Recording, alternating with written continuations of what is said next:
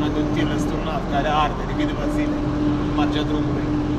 Au ceva brazilieni cu foc. În continuu arde ceva în marginea drumului.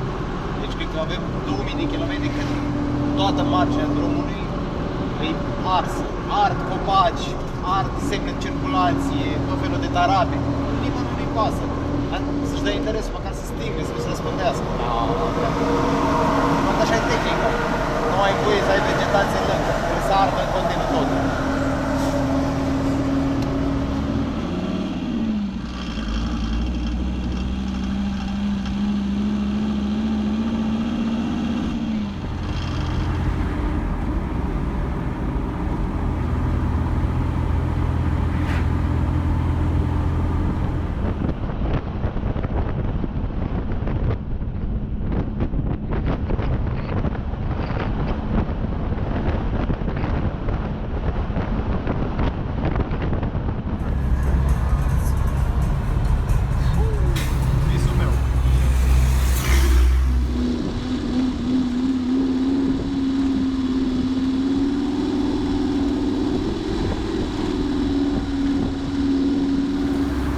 În Puerto Velho, ultimul oraș mai mare înainte de Manaus.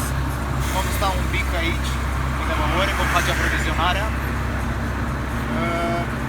După Puerto Velho până în Manaus avem 1000 de kilometri de jungla și ar trebui să ne pregătim. Luăm un pic de mâncare, plasă de țânțari, spray de țânțari.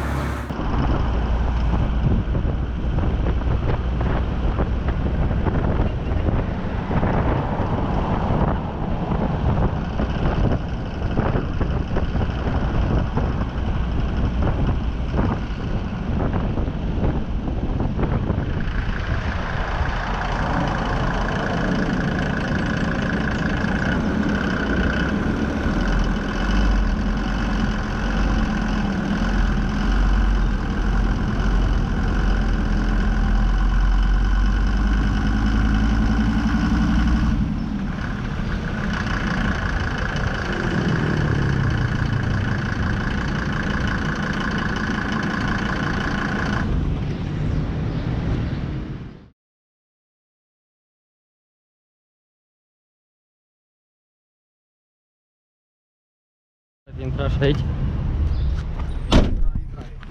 Op, cup.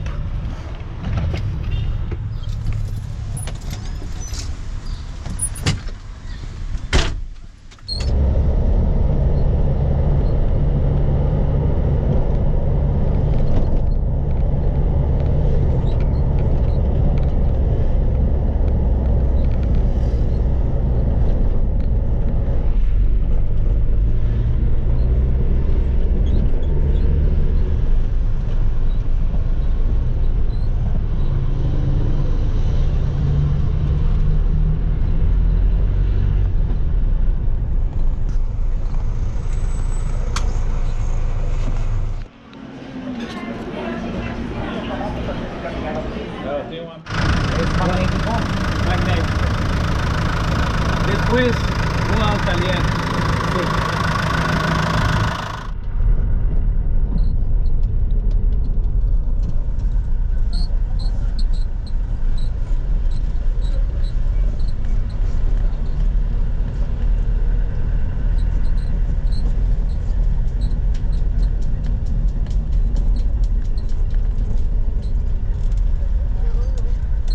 De acá salen los barcos para Manaus. Wow.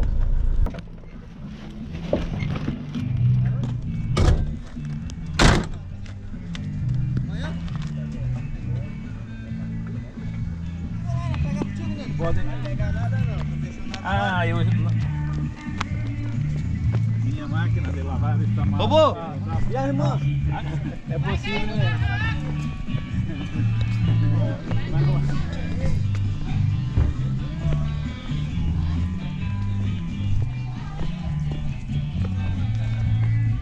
De aici pleacă bărcile spre Manaus. Suntem în Puerto Velho și de aici se poți îmbarca. É deposição sedimentar.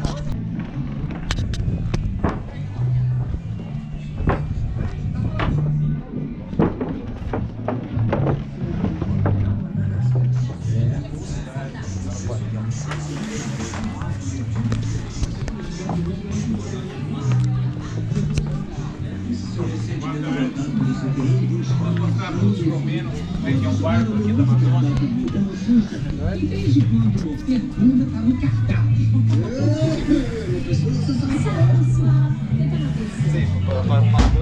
Vai dormir.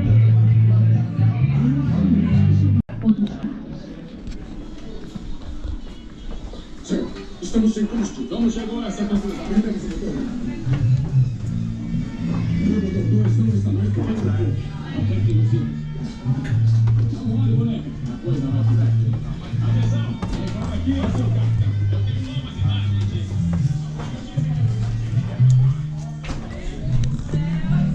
De primeira classe. First class. Clasa 1.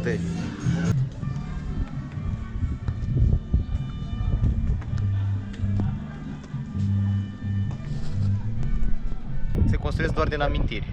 Pui mâna pe ciocan, bați cui, tai lemn, ai făcut o barcă, mergi pe Amazon.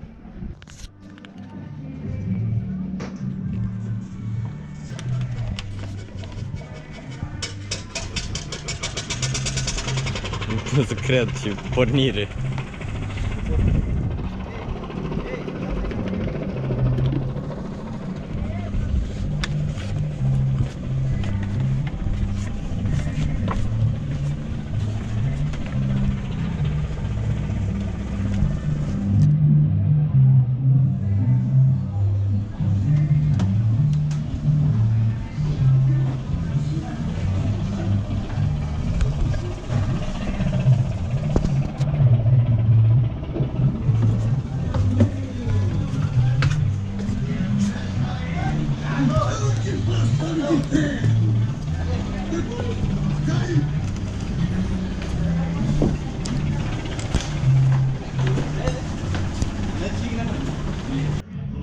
Sedimentul pe care stăm noi se pare că e variabil. Într-un an e aici, anul următor e pe partea cealaltă de râu, e în funcție de curent. Cred că de asta nu și-au bătut capul să construiască ceva solid. Că na.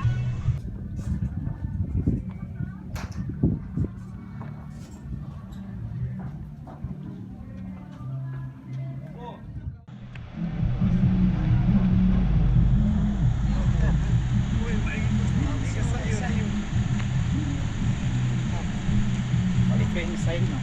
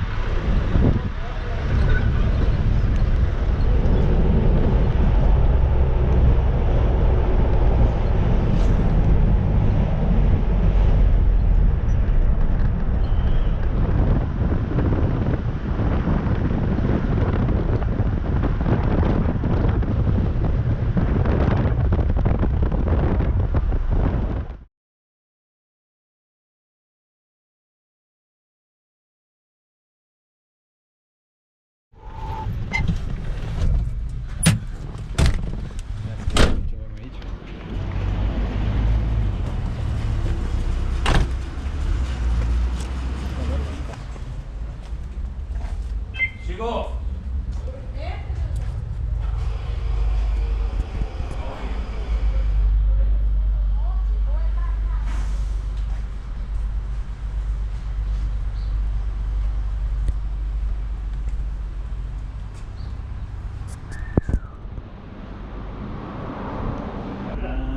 Esses amigos que eu encontrei aí são da Europa, da Romênia. Fala português ou fala o quê? Espanhol, eu entendo um pouco. Espanhol?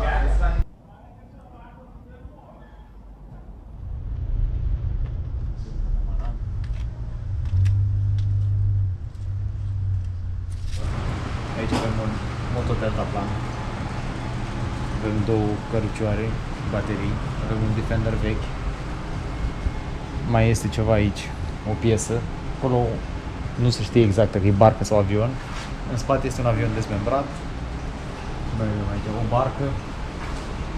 Un întreg arsenal de pasionat. Cunosc peisajul ăsta de la garaj. Vedeți camionul și acolo l-am pornit, trebuie să las o bombă acolo și apoi ne întoarcem și vă fac cumpărăturile. Deci am înțeles, trebuie să mergem să vedem camionul, după care să lăsăm o bombă și pe aia ne întoarcem. Procuraram uma fazenda ou dormiram na margem da estrada? Margem de estrada. A margem da estrada? Pero no margem de estrada e el campo. Sim. Pra dentro? Sim, sim, sim.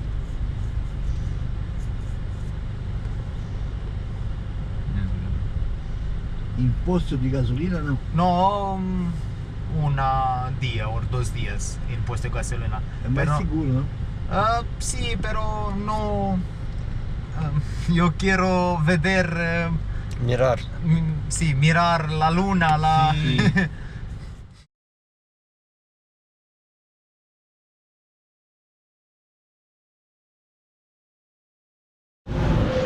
Și rușii.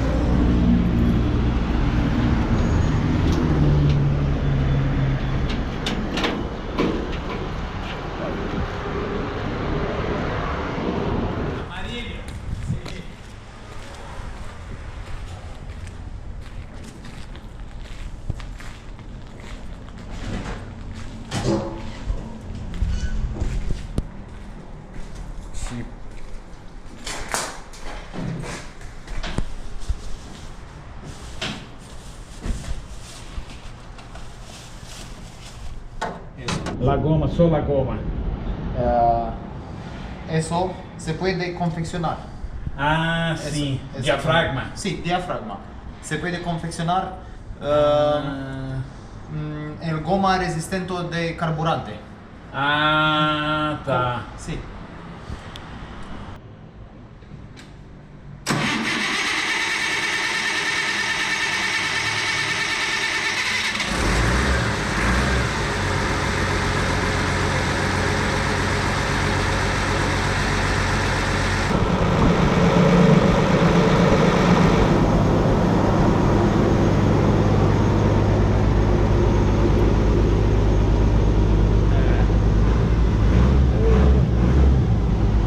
Ha.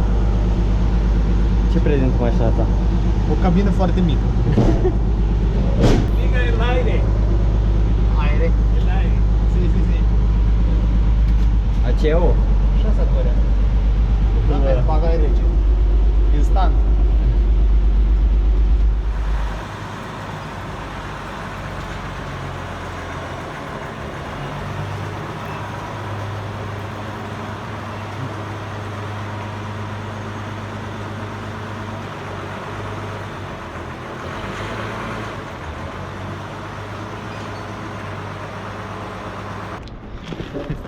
Să dau un feedback? Da. Se simte ca o mașină foarte mare. Zici? Da. Se pare că e un camion. Ai volanul mare, ți el. Oricum arată bine, hai să vedem și în spate cum arată. Acho que está cerrado, cara. Vamos ver. Îmi plac roțile astea, să spun aici. Asta înseamnă că e o roată corectă.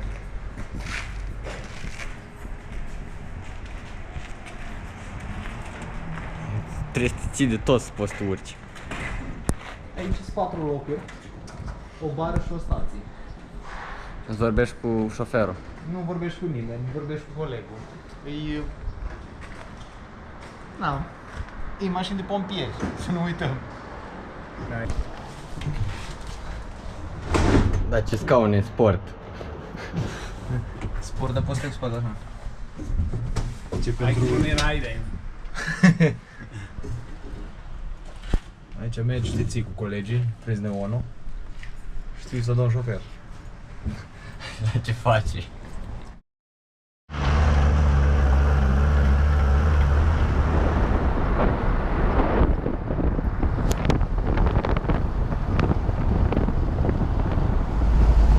Am făcut un nou prieten pe Solano și se pare că diseară vom rămâne la el.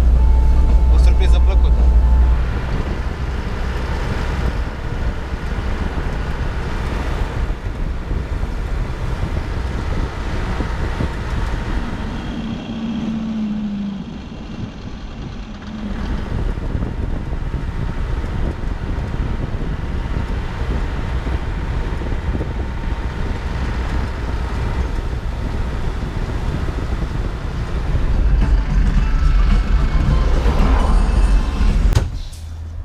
bienvenidos. A gusto. ¿Es caliente, normal caliente? Ahora. Aquí es caliente siempre. Siempre caliente. Acá, ó. Sabão.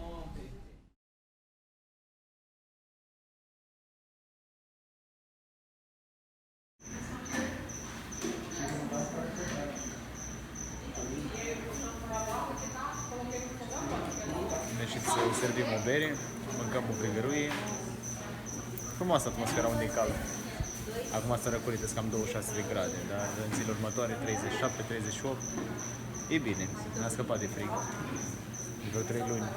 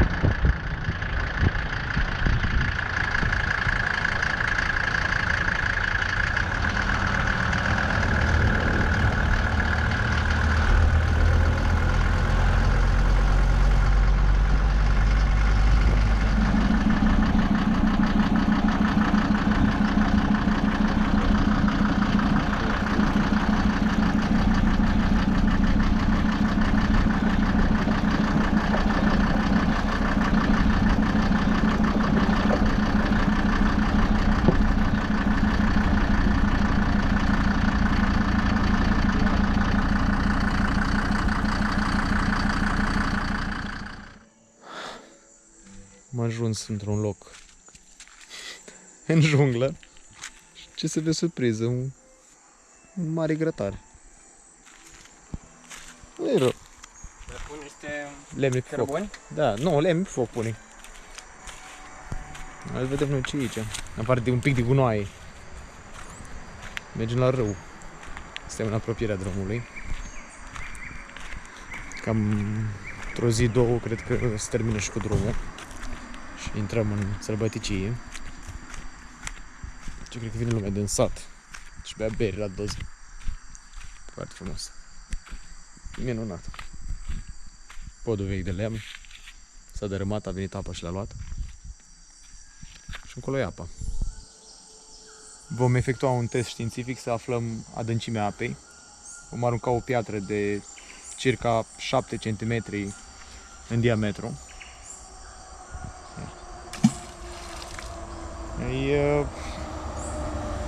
E murdară apa, nu sare nimeni în ea. Și e adâncă cam de 1,8-2,4 metri.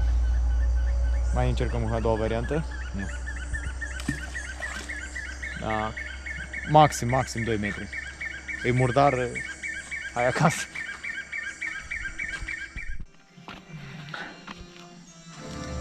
A sosit momentul să-l executăm pe băiat, să vedem ce zice.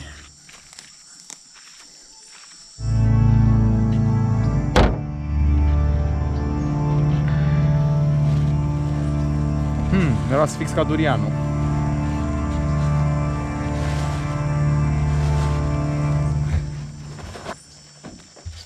Aici avem pacientul. Are cam câte kilograme să zic. Nu știu, cam puternic azi mă simt. Cred că are vreo 5, 6. Da, e mai greu, cam pe de apă, deci are vreo 6. Și ia să vedem ce putem să facem cu el.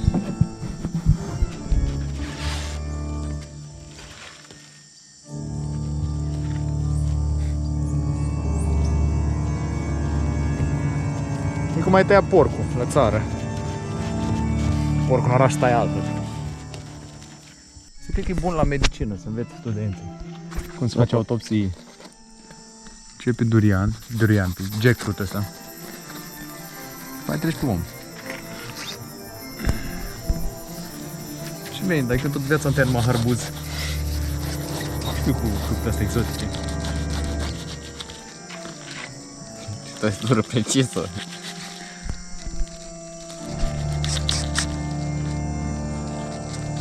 Parcă e de cauciuc.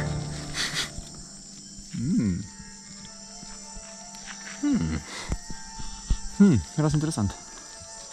Aromat, aș putea spune.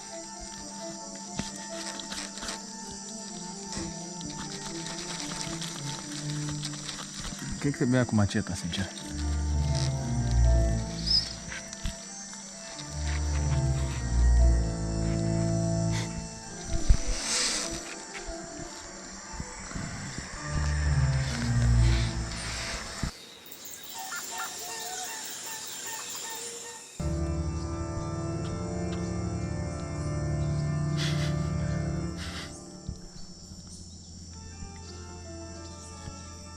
Și acum e momentul adevărului.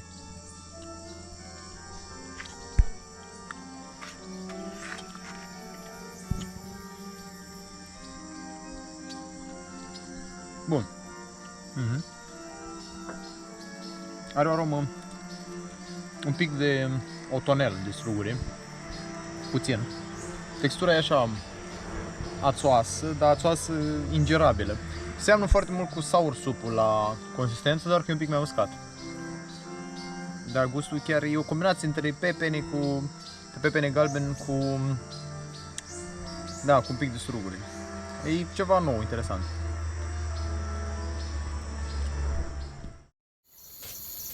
A venit momentul să ne apucăm de croitorie. Pentru că s-a încălzit destul de tare afară și am început să intrăm destul de bine în junglă. Deși suntem lângă drum, jungla e aici, peste noi. Așa că în această minunată plasă vom confecționa un mare scut împotriva gângănilor. Am văzut vreo două Presupunem că sunt pașnice, dar să fie pașnice afară, nu în mașină.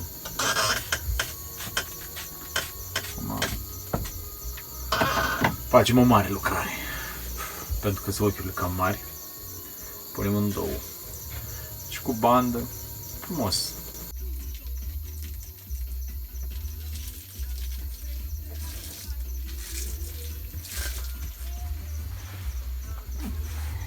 Profesionist, nu?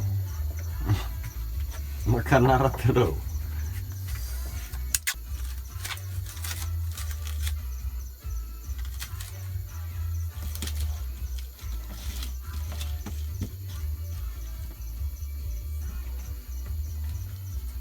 Nimeni pe aici. Avem niște iaurt și un pic cam cald. Și am descoperit că la pește le place. Plin de acțiune. De atât de frumos aici. E cald, e bine. Ne-a pus să fie prea cald, dar deocamdată e numai bine. Așa că avem acțiune. Hrănim peștișorii. Poate spui de pirania.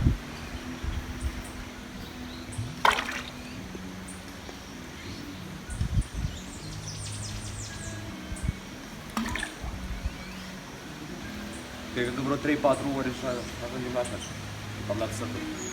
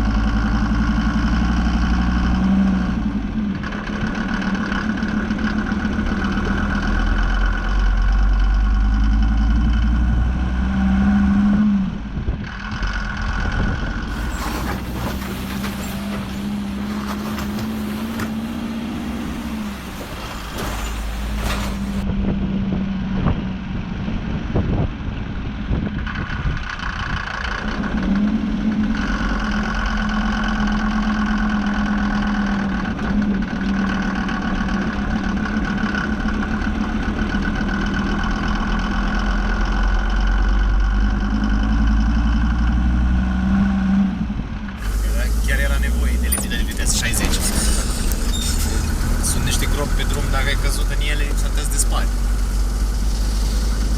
Sperăm să nu fie tot drumul așa, că mai avem 800 de kilometri. Sperăm măcar să fie concasat totuși pământ, măcar nu ai pragurile astea, deci sunete noi în spate.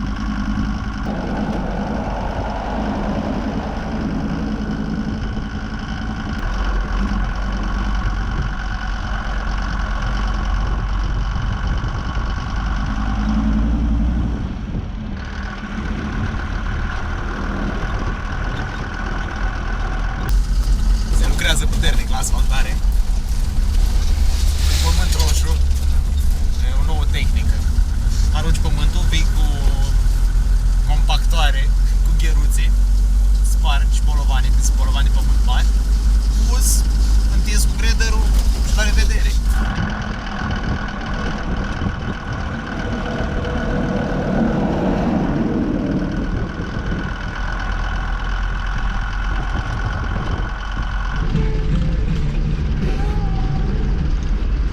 Revenim cu informații de pe front. Dacă drumul tot este prost, ne gândim să continuăm lucrarea cu jackfruitul. După o noapte de stat afară, a început să aibă miros de durian. Ușor răceapă. Dar e bun în continuare.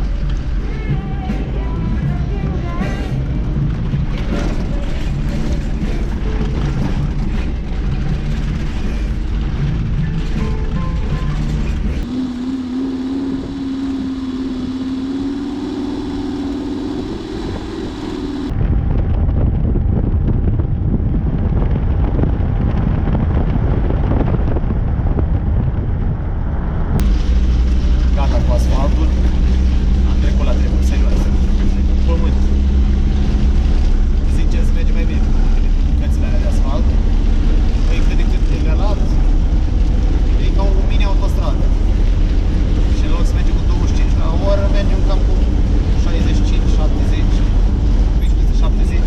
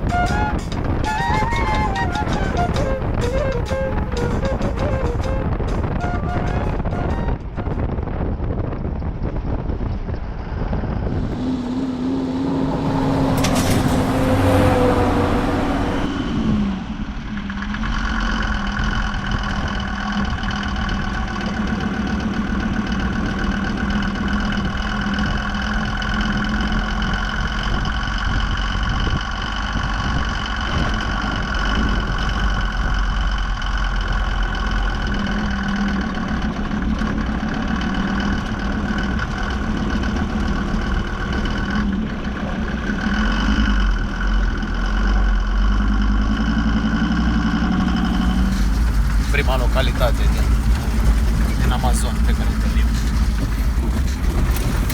Adică din drumul nasol.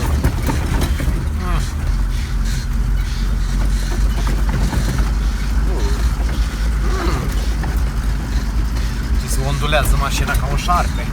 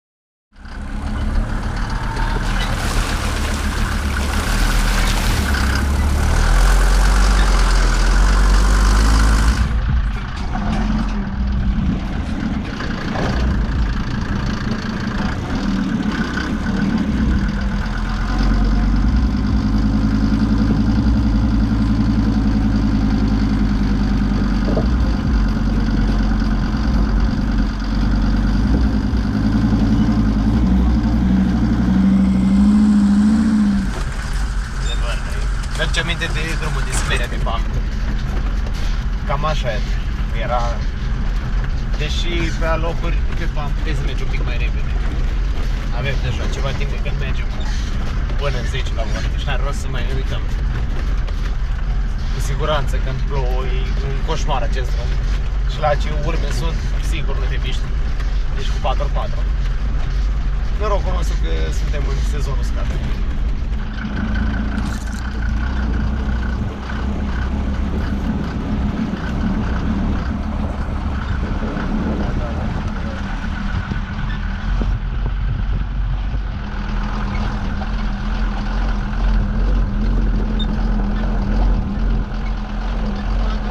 Am trecut și de ultima localitate.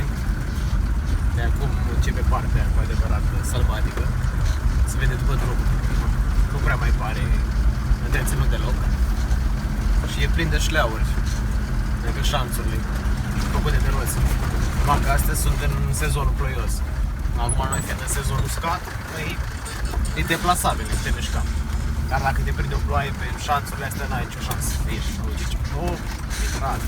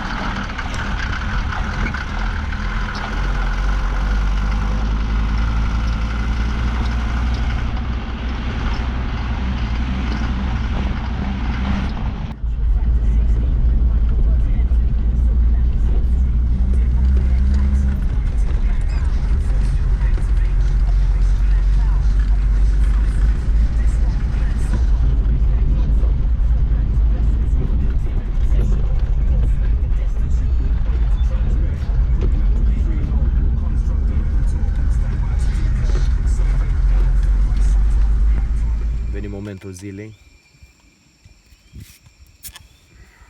Îi luăm temperatura la roată. Avem un 2, 30, 1, 2, 3, 4. Mult.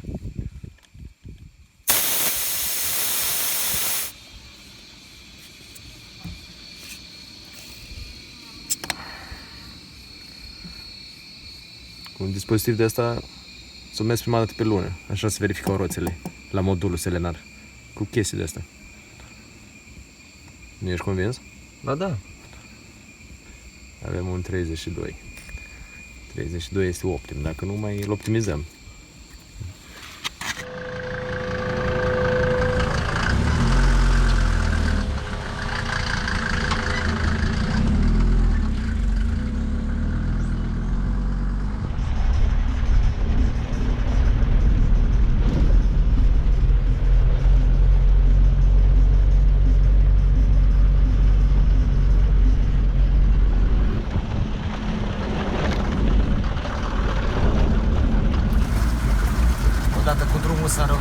situația la fața locului. Din cauza că trebuie să mergem foarte încet.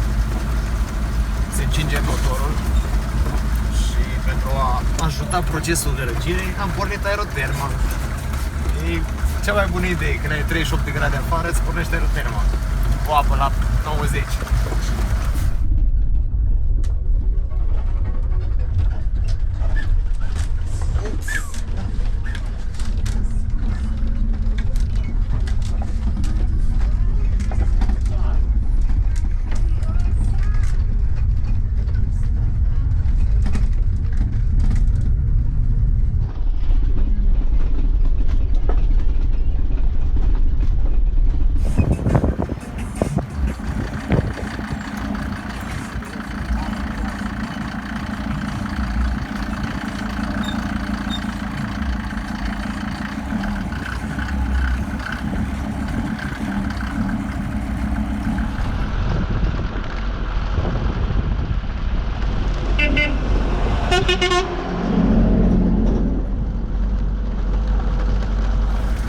Este mult mai prost decât BAM-ul.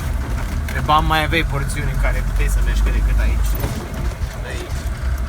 Bine, și temperatura de afară nu ajută, să bate soarele în cap și să mergi prin praf foarte încet. Dar nu mai avem mult, vreo 500 de km, 500-600. Câteva zile. În ritmul ăsta cam o săptămână.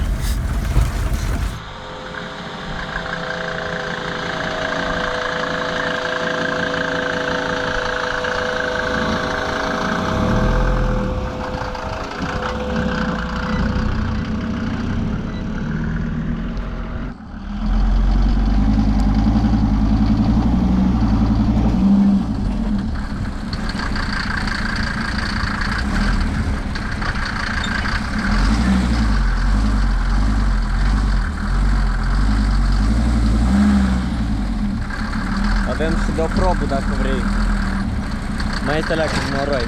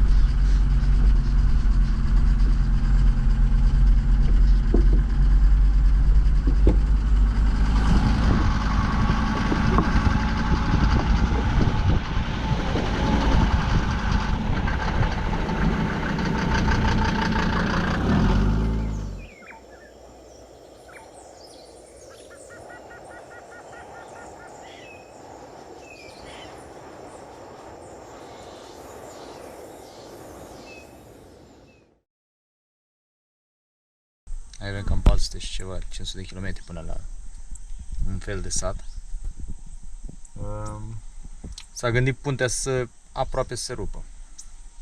E crăpat destul de bine și drumul îngrozitor. Să vedem ce facem. Trebuie sudură, asta este cert.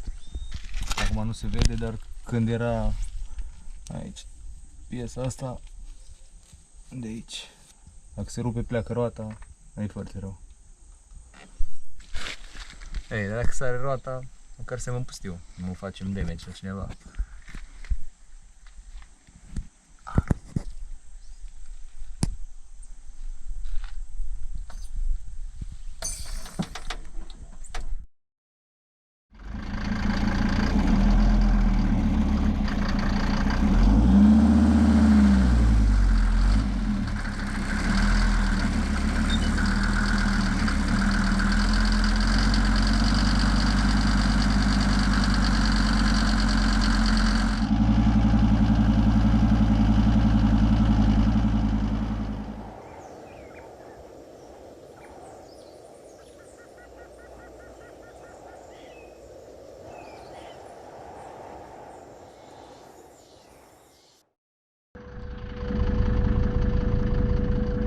Dar s-a plecat la Căsuța din Povești să întrebe de sudură. Șansele sunt mici. Totul e din lemn aici, dar măcar poate ne îndrumă undeva spre următoarea localitate. O pasă de kilometri.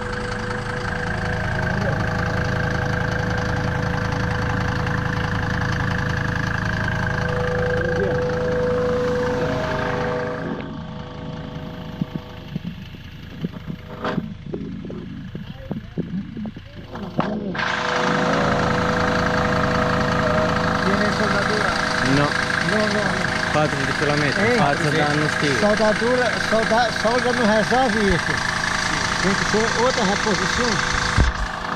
No se puede. No se puede. Não? Próxima 40 de kilometri. 40 carrinhos. 40. Aí um acampamento, só que eu não sei se tiene solda. Pelo menos já diz algo, não? Normal. Y la carretera es buena, no hay hueco, no hay bueno, ¿no? Es bueno. Es bueno. Hay una fuente, ahí 40 carriles llega al campamento. Hay un restaurante, adelante. Corriente eléctrico. Eso. No, otra. Pero ¿qué es? Hidratel, fibra ótica. Passa esta, a próxima. Și se pare că la 40 de kilometri încolo ar fi un fel de acampament, un fel de canton silvic în România, echivalentul. Și acolo s-ar putea să fie curent și implicit un aparat de sudură. Dacă nu, poate au totuși au niște fire și scot bateriile și voi încerca cu un electrod o sudură de baterii. Măcar 2-3 afturi cât să nu se mai desfacă.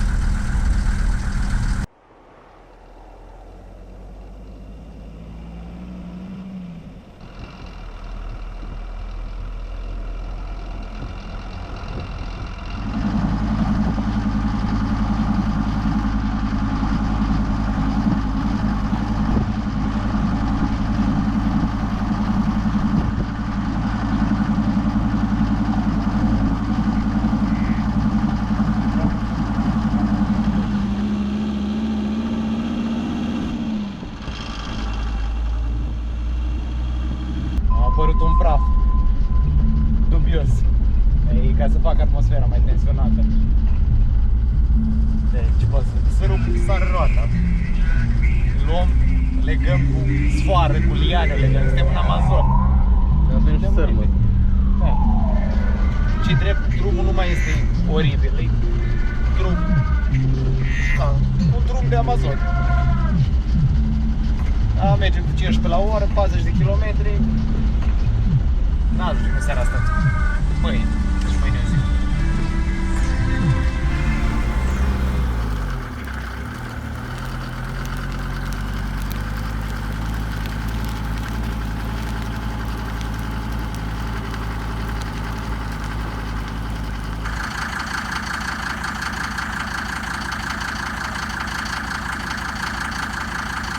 Vedem acum ce încearcă Darius să explice.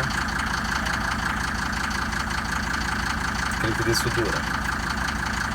Cea de cântat la tobe.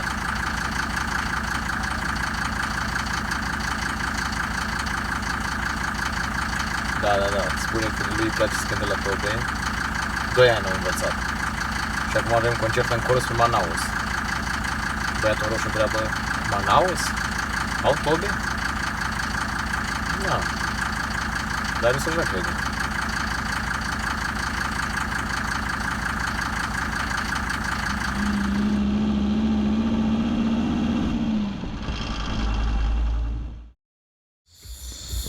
S-a întunecat și nu am reușit să mai ajungem la ferma cu sudura.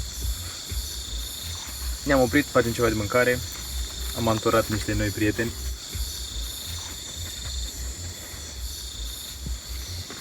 Și mâine dimineață cu noi puteri căutăm un sudor. Da, până una alta să petrecem. Facem cartofi prăjiți, niște pâine cu brânză. Arată mai mult ca niște gogoși cu brânză.